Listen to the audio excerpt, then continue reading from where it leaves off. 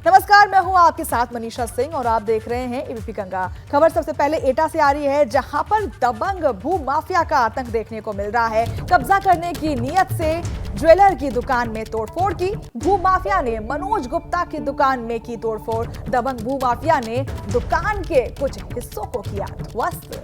करीब 10 करोड़ की बताई जा रही है ज्वेलरी की दुकान की संपत्ति। एटा कोतवाली थाना क्षेत्र के बाबूगंज बाजार की घटना। तो भू माफिया का आतंक आपको देखने को मिल रहा है। तोड़फोड़ की गई दुकान के अंदर और कई सारे सामान लेकर फरार हो। 10 करोड़ के सामान की जब्ती की बताई जा रही है बात। भूमाफिया ने मनोज गुप्ता के दुकान में तोड़फोड़ की है। दबंग भूमाफिया ने दुकान के कुछ हिस्सों को ध्वस्त कर दिया। करीब 10 करोड़ की बताई जा रही है ज्वेलरी जो दुकान से ली गई। नोएडा में पुलिस और बदमाशों में मुठभेड़ हुई है। एनकाउंटर में नवीन नाम के बदमाश के पैर में गोली लगी। मुठभेड़ के दौरान 2 अन्य अपराधी भी फरार हो गए। फरार अपराधियों की गिरफ्तारी के लिए सर्च ऑपरेशन जारी है। मुठभेड़ के दौरान लूट की कार जब्त की गई है। 2 दिन पहले बदमाशों ने लूटी थी कार। घायल बदमाश के पास से हथियार और कारतूस बरामद किए गए हैं। नोएडा के सेक्टर 113 थाना क्षेत्र का ये मामला है। तो नोएडा की वारदात के बारे में हम आपको बता रहे हैं, जहां पर मुठभेड़ हुई है पुलिस और बदमाशों के बीच में। नोएडा 113 पर ये घटना हुई है, जहां पर मुठभेड़ हुआ और अपराधी जिसमें से कुछ पकड़े गए और कुछ फरार हो गए। मुठभेड़ के दौरान 2 अन्य अपराधी जो थे बदमाश के साथ, ये देखिए गिरफ्त में किस तरीके से अपराधी को लेकर के पुलिस जा रही है। इसके साथ ही 2 साथी फरार हो गए हैं, जिसकी छानबीन अभी जारी है। सर्च ऑपरेशन जारी है। मुठभेड़ के दौरान लूट किए गए कार जब्त किए गए और 2 दिन पहले बदमाशों ने ये कार लूटी थी, जिसको अब जब्त कर लिया गया है। क्रेटा कार है ये और जिसको जब्त कर लिया गया है। साथ ही घायल बदमाश के पास से हथियार और कारतूस भी बरामद किए गए हैं। नोएडा के सेक्टर 113 थाना क्षेत्र का ये मामला है। ग्रेटर नोएडा में भी पुलिस और अपराधियों के बीच में मुठभेड़ हो गई। दरअसल चेकिंग के दौरान पुलिस ने अपराधियों को रोकने की कोशिश की, लेकिन वे भागते हुए नजर पुलिस पर ही फायरिंग कर बैठे और बाद में पुलिस की ओर से की गई जवाबी फायरिंग में 2 अपराधी घायल हो गए।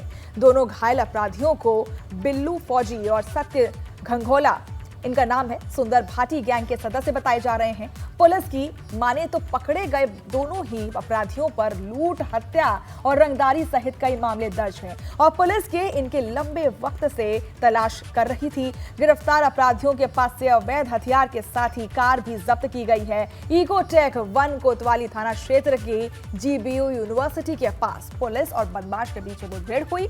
आपको बता दें कि नोएडा पुलिस कमिश्नर लक्ष्मी सिंह के निर्देश पर नोएडा और ग्रेटर नोएडा में अपराधियों के खिलाफ पुलिस का एक्शन लगातार जारी है और इसी के जद में आप देख सकते हैं कि इस मुठभेड़ में ग्रेटर नोएडा में ये मुठभेड़ हुई बदमाश और पुलिस के बीच में, जिसमें बंदूक और कारतूस भी बरामद हुए हैं। साथ ही साथ बदमाश भी पकड़े गए हैं।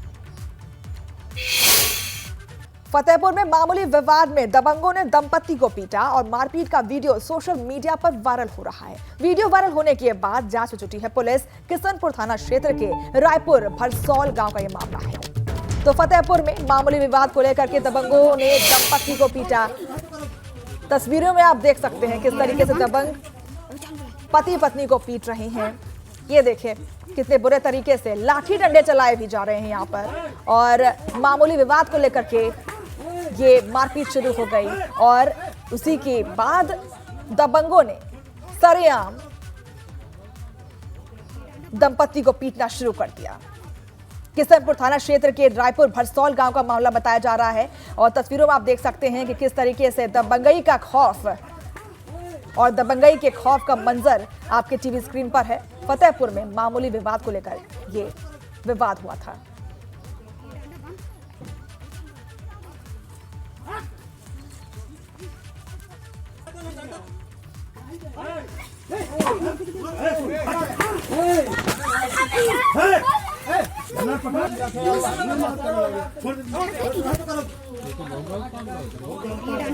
वहीं कानपुर में दबंगों ने महिला के साथ की मारपीट, महिला को पीट कर किया अधमरा। गंभीर हालत में महिला को हैलेट अस्पताल भर्ती कराया गया है। कोचिंग शिक्षिका और उसके परिजनों पर मारपीट का आरोप लगा है। 200 रुपए के लिए कोचिंग शिक्षिका पर मारपीट का आरोप लगा है। कानपुर के पनकी थाना क्षेत्र का यह मामला बताया जा रहा है। शिक्षिका पर आरोप लगा है। मात्र 200 रुपए के लिए शिक्षिका पर मारपीट का आरोप लगा है। और तस्वीरों में आप देख सकते हैं कि दबंगों ने महिला के साथ मारपीट की। उस महिला को इतना मारा, इतनी उसकी पिटाई की गई कि महिला की हालत अधमरी हो गई। तस्वीरों में आप देख सकते हैं किस तरीके से महिला अधमरी हालत में रोड पर लेटी हुई है और दबंग हैं कि रुकने का नाम नहीं ले रहे। दबंगों ने महिला के साथ मारपीट की और इतनी बुरे तरीके से उसके साथ मारपीट की कि महिला अधमरी हो गई। तस्वीरों में देखिए, ये वही महिला है जिसके साथ मारपीट की गई और उसके बाद दबंगों ने बिल्कुल भी दया दृष्टि नाम की चीज नहीं दिखाई। वहीं शामली में नाबालिग लड़कों में हुआ विवाद इतना बढ़ गया कि दो पक्षों में जमकर मारपीट हुई, जिसमें महिला समेत 6 लोग गंभीर रूप से घायल हो गए। दोनों पक्षों ने पुलिस को तहरीर देकर कार्रवाई की मांग की है। तस्वीरों में आपके टीवी स्क्रीन पर आप देख सकते हैं घायल लोग वहां पर अपना इलाज करा रहे हैं। अस्पताल की तस्वीरें हैं जहां महिलाएं भी मौजूद हैं। महिलाएं भी उन घायल लोगों में मौजूद हैं, शामिल हैं। बच्चों की लड़ाई में 2 गुटों में मारपीट होती है और ये मारपीट इतनी ज्यादा बढ़ जाती है कि फिर लाठी डंडे शुरू हो जाते हैं और उसके बाद घायलों को अस्पताल में भर्ती कराया गया है, जहां पर ये इलाज चल रहा है। शामली का ये वीडियो बताया जा रहा है। ऐसा हुआ जी, मेरा बच्चा सड़क पे था।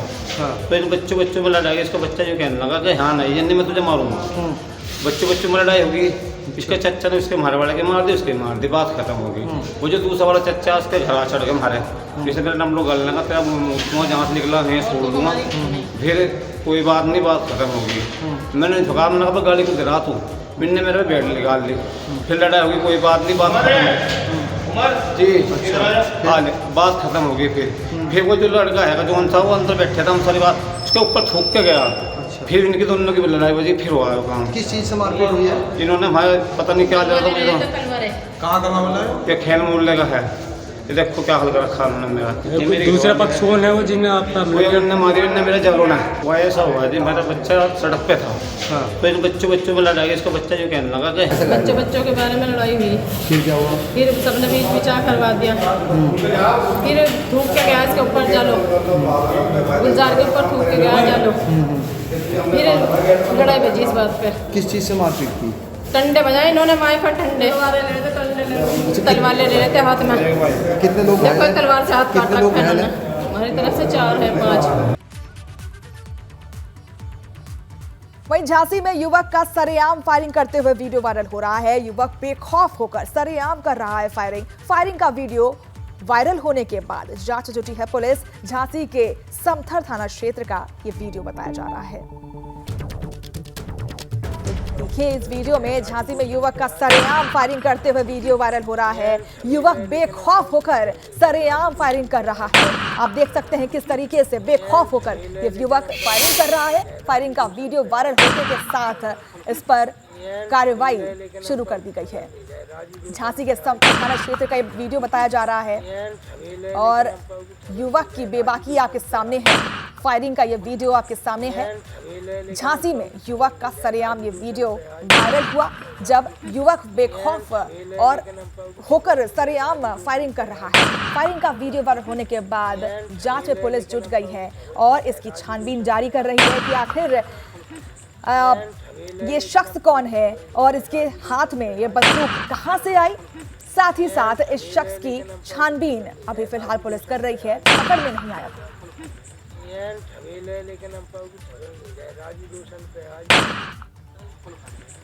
चलिए आगे बढ़ते हैं। लक्सर में खनन माफिया के खिलाफ पुलिस की कार्रवाई हुई है। मौके से 3 जेसीबी मशीन और 2 ट्रैक्टर जब्त किए गए हैं। अवैध खनन के आरोप में पुलिस ने जेसीबी और ट्रैक्टर को किया जब्त।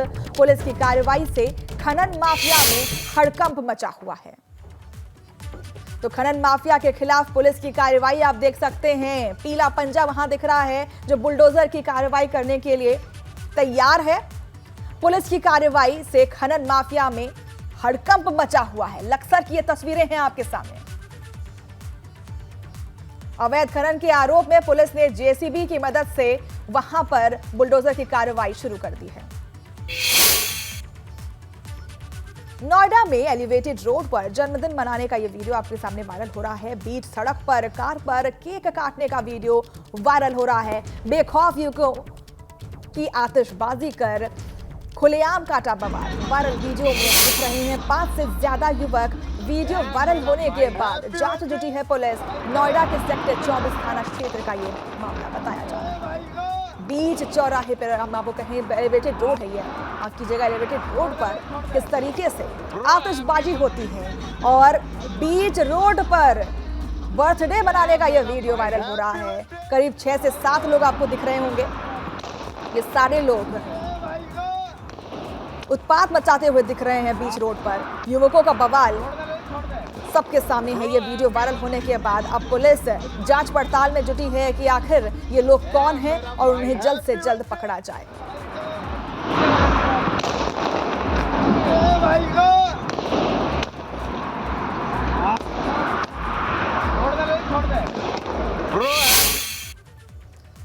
अगली खबर अमरोहा से है, जहां पर स्टंटबाज दूल्हा और उसके साथियों पर कार्रवाई हुई। पुलिस ने ऑडी कार सहित 3 स्कॉर्पियो को भी जब्त कर लिया है। कार की छत पर स्टंट करने वाले तीनों युवक गिरफ्तार हो गए हैं। सैयद नगली थाना क्षेत्र के गलसुआ गांव का यह मामला है।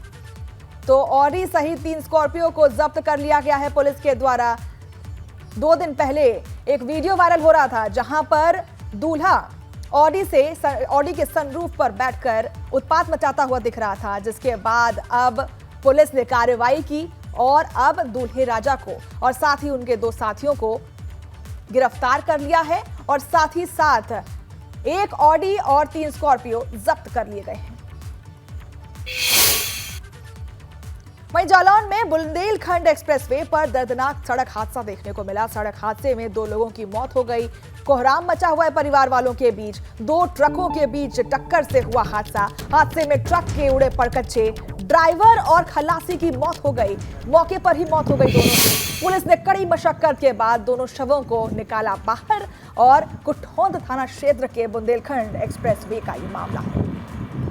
तस्वीरों में आप देख सकते हैं कि कितनी जर्जर स्थिति में, या फिर हम कहें कि परखच्चे उड़ गए हैं ट्रक की, और ये ट्रकों के बीच टक्कर हुई। उसके बाद ड्राइवर और साथ ही साथ कंडक्टर दोनों की मौके पर ही दर्दनाक मौत हो गई। उन्नाव में दर्दनाक हादसा, सड़क हादसे में महिला की मौत हो गई है। बेकाबू डंपर ने बाइक सवार को कुचला और हादसे में बाइक सवार युवक की हालत गंभीर बताई जा रही है। पुलिस ने डंपर चालक को किया गिरफ्तार। पुलिस ने शव को पोस्टमार्टम के लिए अस्पताल भेज दिया है। अचलगंज थाना क्षेत्र के बदरका चौकी के सामने की घटना है ये।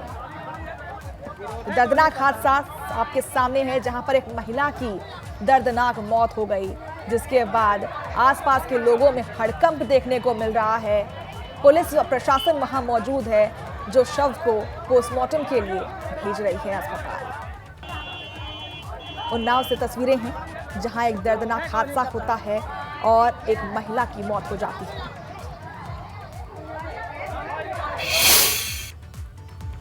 गाजीपुर में अंसारी बंधुओं पर प्रशासन की कार्रवाई जारी है। मोहम्मदाबाद के होटल मिड टाउन में छापेमारी की गई। छापेमारी के दौरान कई विभागों के अधिकारी रहे मौजूद।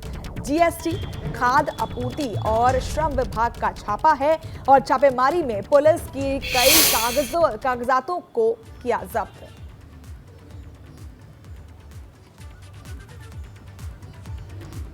तो अंसारी बंधुओं के खिलाफ एक्शन, प्रशासन का एक्शन देखने को मिल रहा है, जहां पर छापेमारी की गई। छापेमारी में पुलिस ने कई कागजातों को किया खंगाला और फिर उसे जब्त कर लिया। अंसारी बंधुओं के खिलाफ ये बड़ा एक्शन देखने को मिल रहा है। लोकल स्तर से शिकायतें हम लोगों को काफ़ी मिल रही थी। यहाँ पे लोग रात में रुकते हैं और यहाँ की गतिविधियाँ ठीक नहीं है और इसलिए जो है सारी टीम ने इसकी जांच की है और सभी टीमों ने लगभग जांच कर ली है और जैसी रिपोर्ट आएगी उससे आगे कार्रवाई। अब बात कर लेते हैं यूनिफॉर्म सिविल कोड की। मायावती ने यूनिफॉर्म सिविल कोड के समर्थन का ऐलान किया है। उन्होंने कहा है कि बसपा यूनिफॉर्म सिविल कोड के विरोध में नहीं है, लेकिन भारत में अलग अलग धर्म के लोग रहते हैं। कानून के जबरन ना थोपा जाए और एक समान कानून लागू होगा तो देश मजबूत होगा। उन्होंने आरोप लगाया कि भाजपा संकीर्ण राजनीति के स्वार्थ के लिए काम कर रही है। केंद्र सरकार को महंगाई पर ध्यान देना चाहिए। तो ये बड़ा बयान आ रहा है मायावती की तरफ से, जहां उन्होंने यूनिफॉर्म सिविल कोड का समर्थन किया है। हमारी पार्टी समान सिविल संहिता यानी कि यूसीसी को लागू करने के विरुद्ध नहीं है, बल्कि भाजपा व इनकी सरकार के इसको देश में लागू करने के तौर तरीकों से सहमत नहीं है, जिसमें सर्वधर्म हिताय व सर्वधर्म सुखाय की नहीं, बल्कि इसकी आड़ में इनकी संकीर्ण स्वार्थ की राजनीति ज़्यादा देखने को मिल रही है, जो उचित नहीं है। जबकि इससे ऊपर उठकर तब सरकार को इसे लागू करना चाहिए।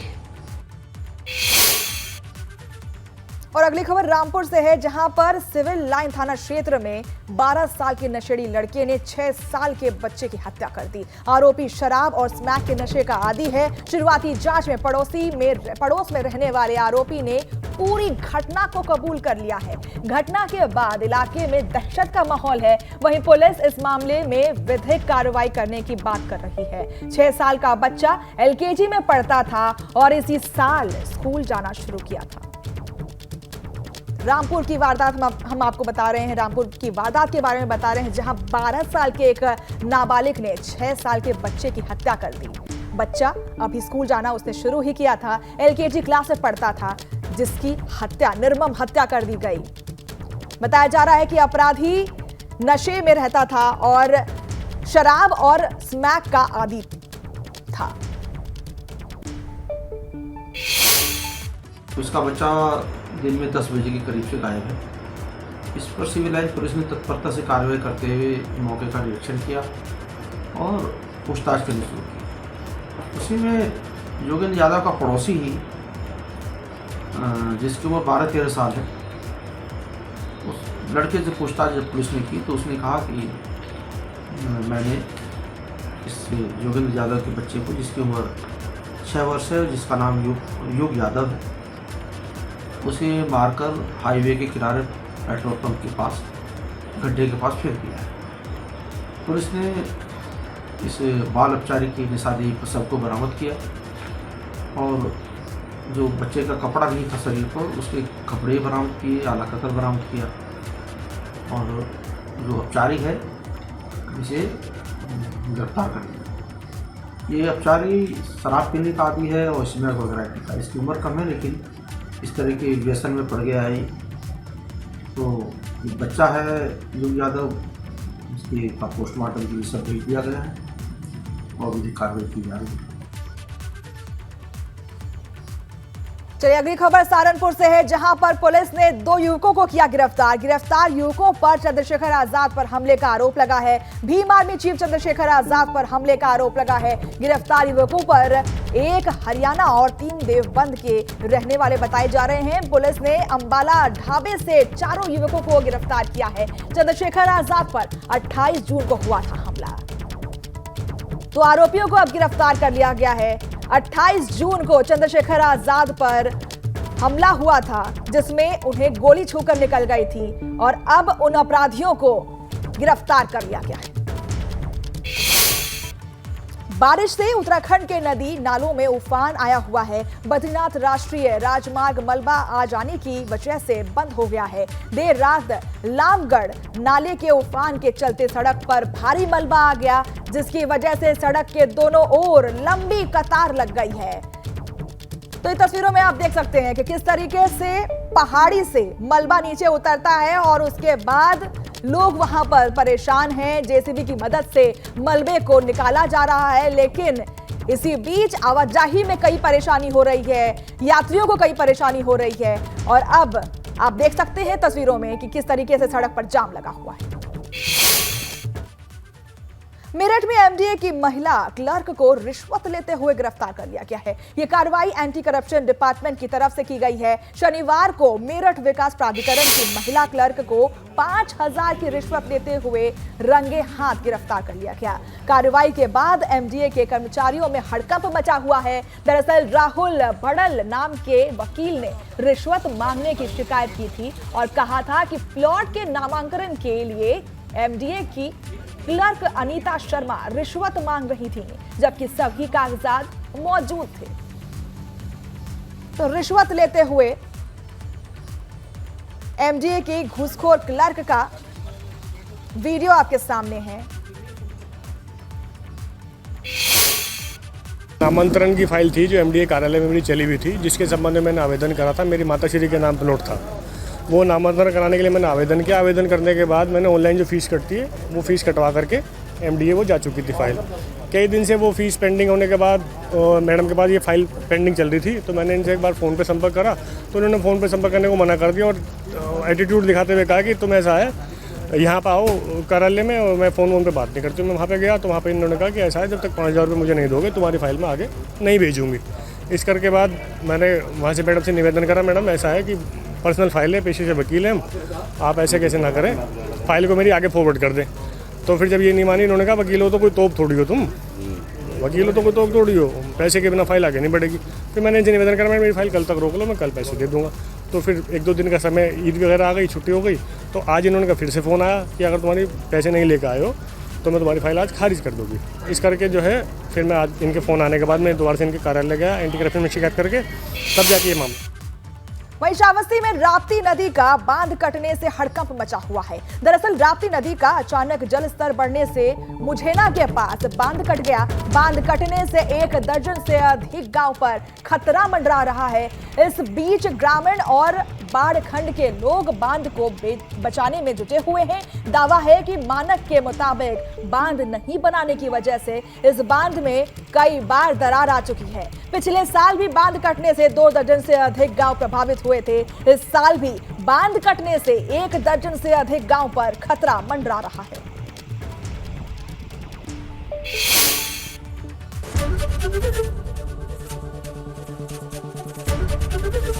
एबीपी गंगा, खबर आपकी, जुबान आपकी।